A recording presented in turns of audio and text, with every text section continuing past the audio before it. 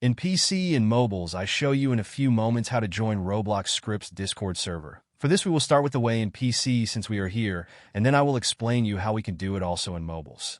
To do this, click on the Discover icon that we can see in the lower left corner of our application.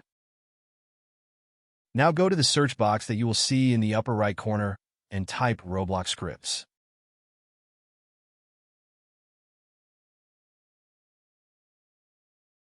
Now click on the server we are looking for, and then click on the Join button at the top of our Discord application.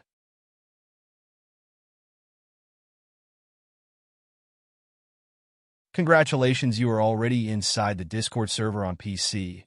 On mobiles, it is quite likely that you cannot do this same process, as it does not usually show the option to discover. That's why I'll leave a link to access to this server in the description of this video. Simply access the description and click on it, and thereby automatically access the Discord server without doing anything else. Please give a like to this video, comment, and subscribe.